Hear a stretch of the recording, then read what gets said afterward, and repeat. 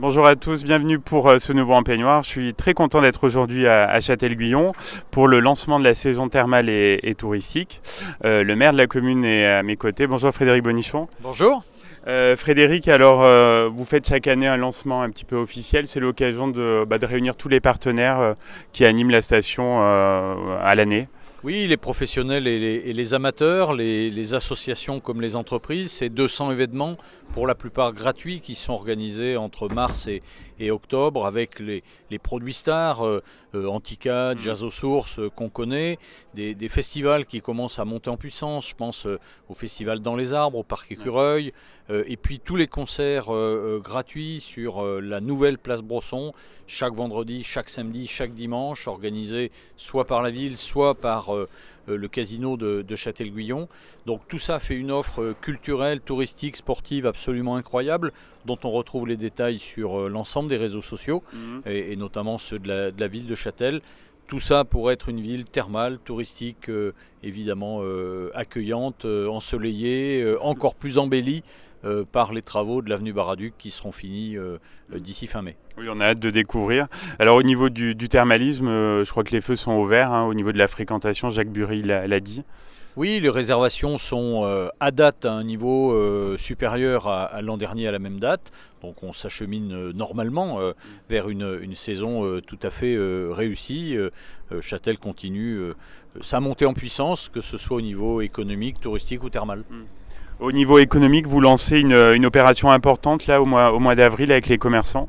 Oui, l'idée c'est avant que l'ensemble des travaux soient terminés pour soutenir les commerces qui ont été, il faut bien le dire, impactés par les travaux qui sont en cours. Il y a une opération qui s'appelle les 10 jours exceptionnels qui est organisée en lien avec les associations de commerçants pour inciter par des réductions, des bons cadeaux, des tombolas à venir fréquenter les commerces de Châtel qui commencent à réouvrir pour accueillir les curistes qui sont là depuis hier à Châtel. Alors, au niveau sportif, on l'a vu, il y aura le printemps et l'automne avec des beaux événements. Oui, on aura à l'automne le championnat de France vélo des VTT des sapeurs-pompiers. On aura aussi un certain nombre de courses amateurs qui font la marque de Châtel. Et puis le passage à Châtel le dimanche 23 juillet du Tour de France féminin. 2 fois d'ailleurs à Châtel puis à Saint-Hippolyte. Donc 2 passages dans la commune la même journée sur une épreuve qui monte en puissance et qui est retransmise sur les chaînes de France Télévisions. Alors au Therme Henry, il va se passer quelque chose de très sympa aussi qui a été évoqué.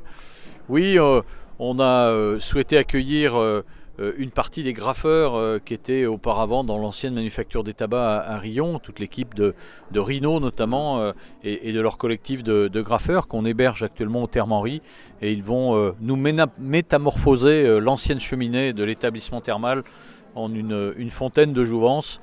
Il faudra revenir début juin, je pense, pour voir le résultat, et ça mettra en valeur de cette friche thermale qui a besoin d'être, à laquelle on a besoin de donner un nouvel élan. Oui, on leur consacrera même une émission. Alors au niveau du théâtre, c'est le 20 juin que vous annoncerez la nouvelle programmation. Oui, on finit une année particulièrement réussie. La plupart des spectacles sont complets, ceux qui vont se dérouler cette semaine. On aura l'Orchestre National de Savoie courant juin, on aura des spectacles de jazz, d'humour, ça c'est jusqu'à fin juin, la fin de cette saison culturelle. Et puis le 20 juin, on annonce la prochaine saison 2023-2024, avec à nouveau environ 25 dates et une offre large qui fait la marque des théâtres des villes thermales. On n'est pas des spécialistes d'un domaine, on est plutôt sur une offre éclectique pour les jeunes et les moins jeunes, les familles, les enfants, et avec à la fois du théâtre, de l'humour et de la musique. Et l'été sera très animé, notamment les week-ends. Oui, on dit que on a à peu près 200 événements, des petits, des moyens, des grands, tout au long de cet été, entre avril et octobre. Donc ça veut dire plusieurs occasions de butiner dans le week-end, ici ou là, un vide-grenier, un concert, une animation organisée par telle ou telle association ou tel partenaire. Voilà, le plus dur c'est de choisir, et il suffit d'aller sur les différents réseaux sociaux de la ville pour retrouver ce qu'il y a à faire à Châtel-Guyon et plus largement dans l'agglomération de Riom-Limagny-Volcan.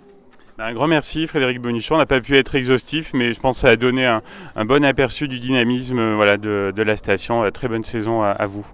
À bientôt et merci à vous de mettre en valeur ce qu'on fait.